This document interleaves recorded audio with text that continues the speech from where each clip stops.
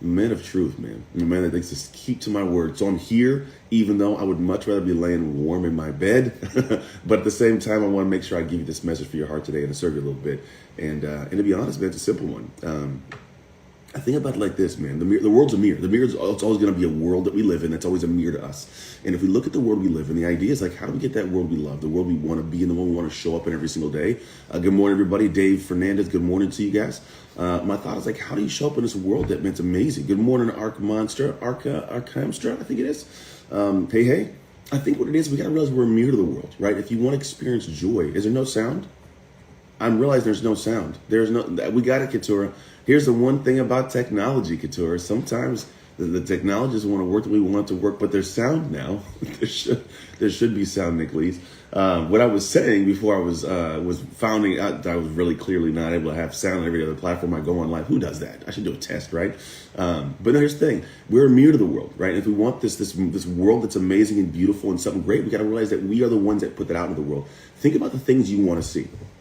You want to see, Instagram can hear me for sure. I appreciate you guys.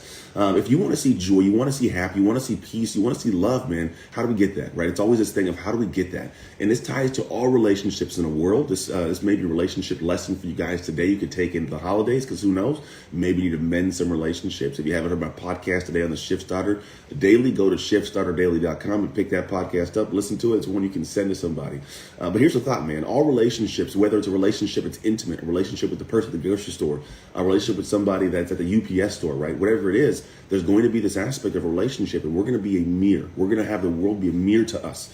And so what I think about is, if you want to have an amazing relationship, good morning from Ontario, Canada, good morning, Jamie Pearson, we got to get to the point of having this life in this weird world where we go out into the world and say, even if I don't got it, I got to give it if I want to get it. Repeat this. Even if I don't got it, I got to give it if I want to get it. Interesting, right?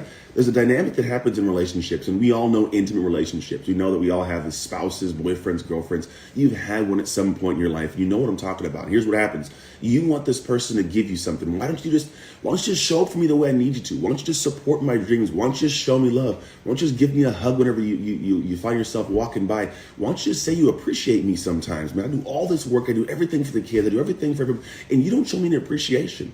Right? There's this thing where they tell you what you want, what they want from you. They tell you what's really something to desire. And you say, well, you want that, but I don't get the appreciation when I do this. I don't get the appreciation when I fix the car or fix the fence. I don't get the appreciation whenever I make lunches for the kids. I don't get that. So why should I give you that if you don't give me this? And it's a back and forth. And you know what I'm talking about. This has happened 100% of your life somewhere in some capacity. Good morning, Marie. Because that's how the world works, man. Everybody gets to a dynamic situation where it's a back and forth, it's a push and pull. It's I'm not going to give you until I get, and you're not going to get until you give me, right? It's a back and forth. There's no end in sight of the crazy difficulties. And so I realized in life was, man, if you want what you want most in life, you got to give it without getting it first. Think about this. If the relationship is at the grocery store and you want someone to give you happiness, say that the teller's having a long, bad day and she comes checking things out and she's like, man, just scanning by, didn't say good morning, wasn't very happy, just, in a funky mood. Well, you could be like, well, she's being funky. I'm not going to be nice. Here's my money, right? Or you could say, hey, having a bad day? Everything okay? Like, give a little grace, because here's what's crazy. When you do that, it leads to space in. It gives them a little bit of a pause to go check. Oh man, I am kind of being a butthead of a teller at the checkout. Maybe I can be a little bit nicer. Miss, I've had a long day. Something happened at home. Then it opens up a different role, right? But if you were to meet that person with the anger, guess what it does? It escalates over time. And so when I say this, I give you relationship aspect for intimacy, but I want to expand it across all planes beyond your intimate relationships into the world we're living in right now. Where can you apply the same concept? Where can you go into a world where you got to take a look? Good morning, Marvin Bates. Where you take a look and say, look, I realize that we're living in a world where man, I want to have joy. And sometimes the joy is going to come from you giving it first, so the world can mirror back to you. So if you walk into the holiday season, you got some people you're going to be meeting that you haven't seen in a while, you're going to catch up with them, and there's some animosity, negativity, or you go out into a world where people are scared and they're a little bit off right now. Why don't you go out there and say, I'm going to be the amazing, joyous, beautiful part of somebody's day. And I'm going to let the world get that all day long, because when I give it, even if I might not get it, I'm going to eventually get it in return time. I'm going to get the joy. I'm going to get the peace because I show up in that way. 100%? No. But I promise you, man, this could be a game changer for how you experience the world. Quite literally, your relationship could turn on its head. If you have a relationship where you're consistently in the moments of argumentation or argumentative situations all the time, it's like, man, why are we always fighting? Start with this. Start with doing what that person has told you they want you to do.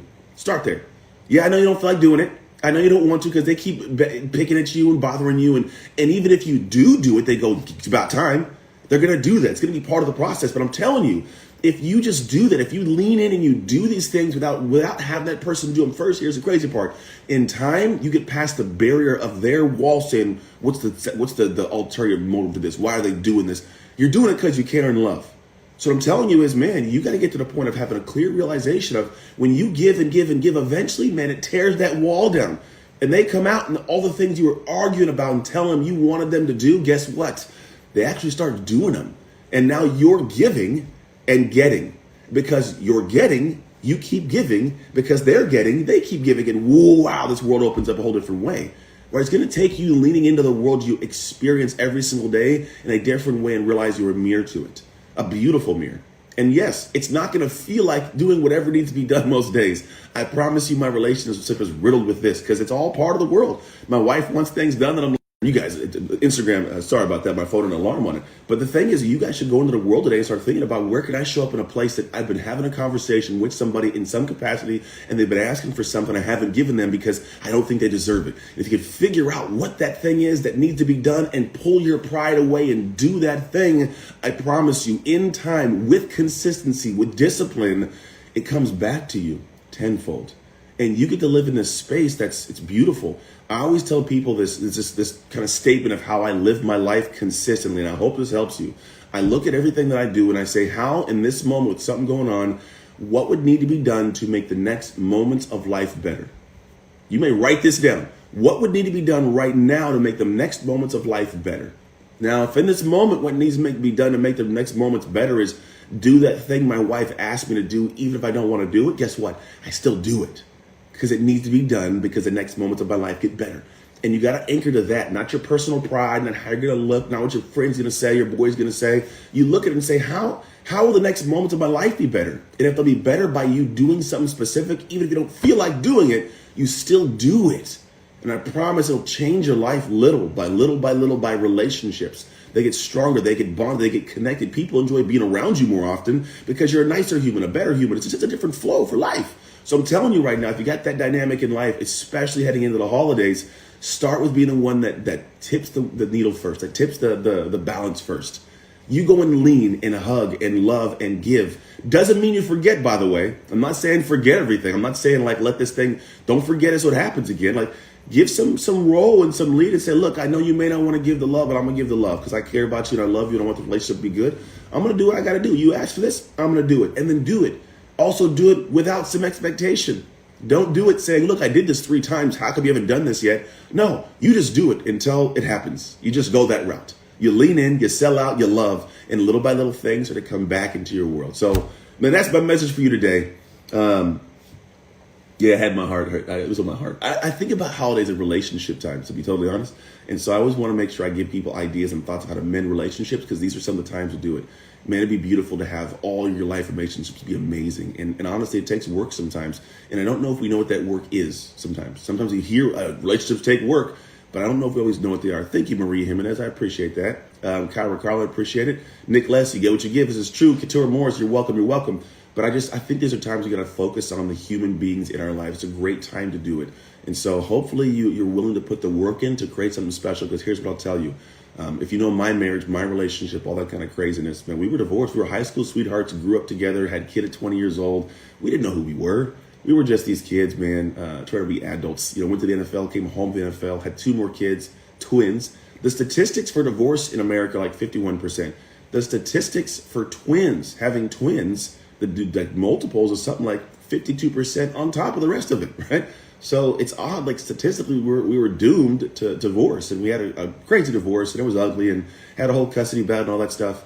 And what's amazing, man, is there was a point in time when both of us realized we need to push the wheel in a different way. We got divorced, 3 years separate, custody battles, craziness, legit craziness ensued in my marriage and the whole divorce. However, we came to a point where we grew up. It's the best